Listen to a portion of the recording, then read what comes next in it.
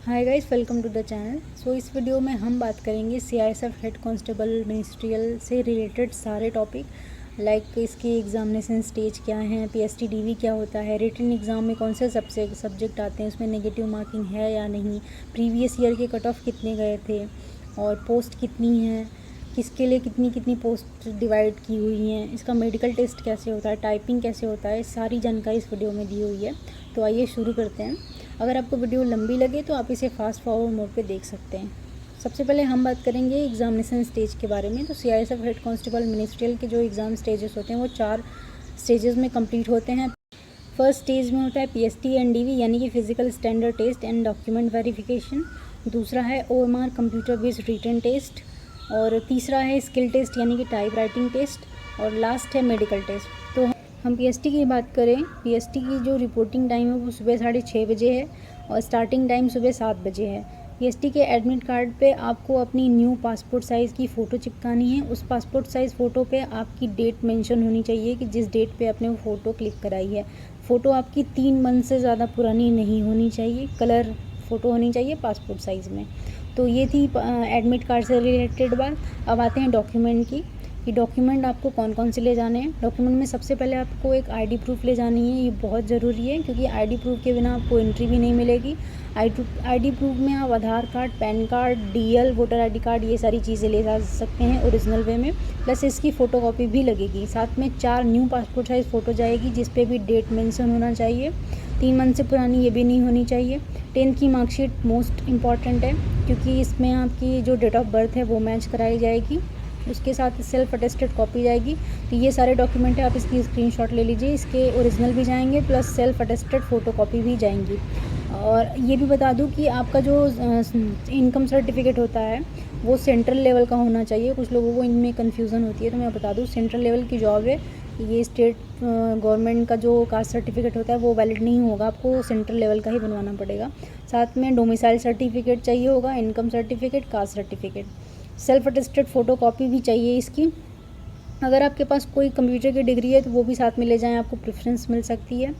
और यहाँ पे फ़िज़िकल स्टैंडर्ड टेस्ट की बात करूँ तो जनरल, ओबीसी, एससी, एसटी के लिए मेल और फीमेल की हाइट यहाँ पे दी गई है चेस्ट के साथ, तो आप इसका स्क्रीनशॉट ले लीजिए। 165 सेंटीमीटर हाइट होनी चाहिए मेल की, 155 सेंटीमीटर फीमेल की हाइट होनी चाहिए जनरल कैटेगरी में।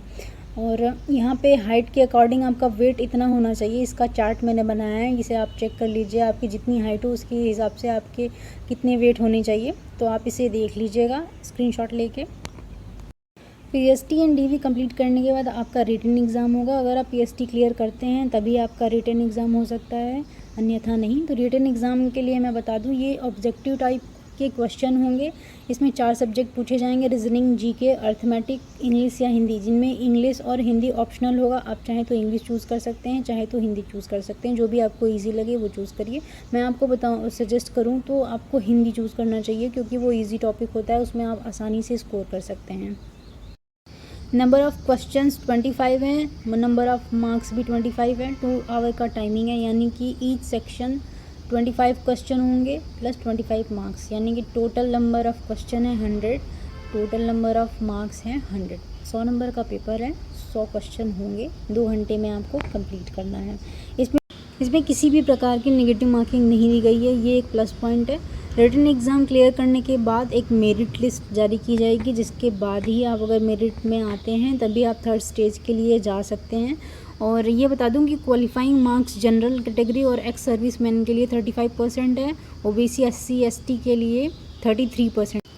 रिटन एग्ज़ाम के टोटल नंबर ऑफ़ कैंडिडेट के हिसाब से मेरिट बनेगी, जिसके बेसिस पे कट ऑफ मार्क्स दी जाएगी और उसी के बेसिस पे आपको 3rd स्टेज यानी कि टाइपिंग टेस्ट के लिए बुलाया जाएगा। तो ये प्रोसीजर है रिटन टेस्ट का। अब बात करते हैं प्रीवियस ईयर के कट ऑफ की। तो लास्ट टाइम जो पेपर हुआ था वो 2015 में हुआ था और टोटल पोस्ट थी 700, जिसमें जनरल कैटेगरी की कट ऑफ जो गई थी 87 to 88 गई थी, ओबीसी की 84 to 86 गई थी, एससी की 82 to 83, एसटी की 76 to 78। अब बात करते हैं 2020-22 के एक्सपेक्टेड कट ऑफ की। तो मैं ये बता दूं कि जो ये बोलते हैं कि इस बार इतनी जाएगी कट ऑफ, इतनी जाएगी, तो ऐसा मान के हम नहीं चल सकते हैं, क्योंकि ये डिपेंड करता है कि पेपर कैसा आता है। पेपर अगर इजी आएगा तो कट ऑफ बहुत हाई जाएगी, पेपर अगर बहुत हार्ड आएगा तो कट ऑफ बहुत ही नीचे जाएगी। फिर भी हमने ये एक आंकड़ा लगाया है पेपर की लेवल से प्लस नंबर ऑफ़ कैंडिडेट से, क्योंकि इस बार वैकेंसी 3 साल से वेट हो रहा है। बहुत सारे लोग हैं जो कि एग्ज़ाम देने वाले हैं, तो हो सकता है उनकी प्रिपरेशन 3 साल से हो रही हो, कुछ लोगों ने बंद कर दिया हो। तो हम मान के चलेंगे कि इसकी जो कट ऑफ है वो 97 जा सकती है, इसलिए आपको टारगेट 90 प्लस स्कोर का रखना है। अब बात करते हैं कि आपको क्वालिफाइंग कितना करना है। तो जनरल कैटेगरी एक्स सर्विसमैन के लिए 35% कंपलसरी है, यानी कि 35 मार्क्स तो लाने ही लाने हैं। साथ में ओबीसी एसटी की बात करूँ तो 33% यानी कि 33 मार्क्स क्वालिफाइंग है, वो लाने ही लाने हैं। अब बात करेंगे इसके स्कोरिंग टॉपिक के, यानी कि सिलेबस के, कि आपको क्या क्या पढ़ना है और कैसे आप इसके हाईएस्ट स्कोर कर सकते हैं। तो सीआईएसएफ का जो टॉप स्कोरिंग टॉपिक है, यहाँ पे मैंने इंग्लिश का नहीं डाला है, क्योंकि इंग्लिश बहुत कम लोग चूज़ करते हैं। इंग्लिश में वही बेसिक चीज़ें, ग्रामर वगैरह आती हैं, एंटोनिम्स साइनोनिम्स जो भी होता है, पैसेज वगैरह, तो वो इतना तो सबको ही पता होता है। अब मैं बता दूँ जीके, रीजनिंग, हिंदी, क्वांट्स के जो मोस्ट इंपॉर्टेंट टॉपिक हैं वो इंडियन कल्चर जीके के 5 क्वेश्चन आती हैं, जियोग्राफी के 3 से 4 क्वेश्चन, कॉन्स्टिट्यूशन के 4 question, history, awards, important dates, general science में मतलब बायो, फिजिक्स, केमिस्ट्री से रिलेटेड बेसिक एनसीईआरटी की बुक्स में जो क्वेश्चन होते हैं ना, उससे रिलेटेड क्वेश्चन आते हैं साइंस के, तो वहाँ से भी आप पढ़ सकते हैं। रीजनिंग के स्लॉग्स, blood relation, age, water image, direction, alphabet से रिलेटेड बहुत आते हैं, डायरेक्शन से भी बहुत ज़्यादा क्वेश्चन आते हैं, तो आप ये प्रिपेयर करके जाएंगे।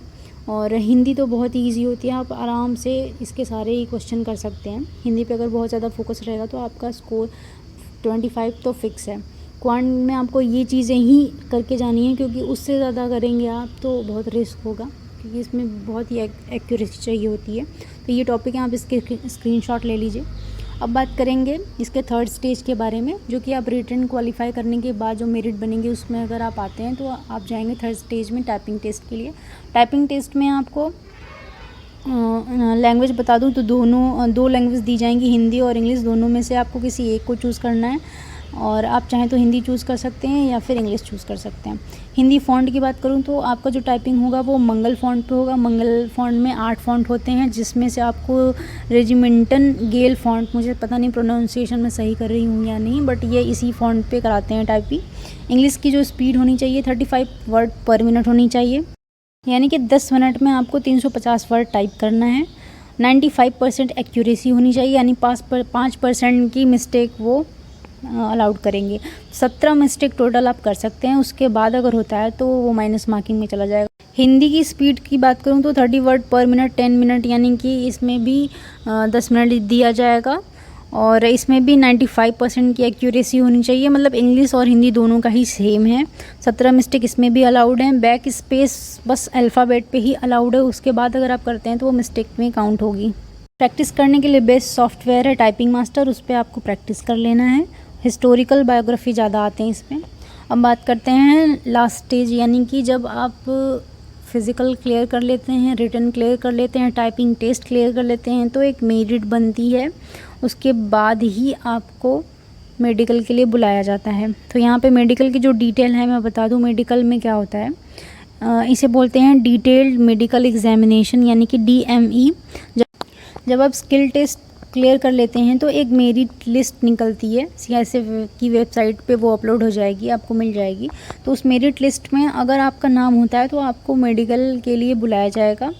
मेडिकल की जो डिटेल है वो आगे मैं बता दूंगी। तो ये टोटल नंबर ऑफ़ कैंडिडेट के बेसिस पे मेरिट लिस्ट निकलती है, जिसमें अगर आपने रिटन क्वालिफाई कर लिया है और स्किल टेस्ट वगैरह क्लियर कर लिया है तो प्रोविज़नल सिलेक्टेड लिस्ट में आपका नाम आता है, जिसके बाद आपको मेडिकल के लिए बुलाया जाता है। तो मेडिकल स्टेजेस के बारे में बताऊं तो सबसे पहले आपका वेट मेज़र होगा। वेट 2 बार मेज़र होता है, एक तो PST में होता है, दूसरी बार यहाँ मेडिकल में होता है। मेडिकल वाला जो वेट मेज़र किया जाता है उसी के बेसिस पे आपको सिलेक्शन मिलता है। अगर आपका वेट ज़्यादा है या कम है, ओवर वेट है या बहुत ज़्यादा ही कम है, तो आपको भी डिस्क्वालीफाई कर दिया जा सकता है। उसके बाद नॉक नी, टैटू नहीं होना चाहिए, नॉक नी की प्रॉब्लम नहीं होनी चाहिए। आई टेस्ट करते हैं, ईयर टेस्ट करते हैं, नोज़ टेस्ट करते हैं, प्लस साथ में ब्लड टेस्ट करते हैं। ब्लड टेस्ट में बहुत सारे ही टेस्ट होते हैं। उसके बाद वेन्स आउट मतलब कि दौड़ते वक्त रनिंग के टाइम पे आपके काफ्स पे नसें जो होती है वो उभरनी नहीं चाहिए, फ्लैट फुट नहीं होना चाहिए।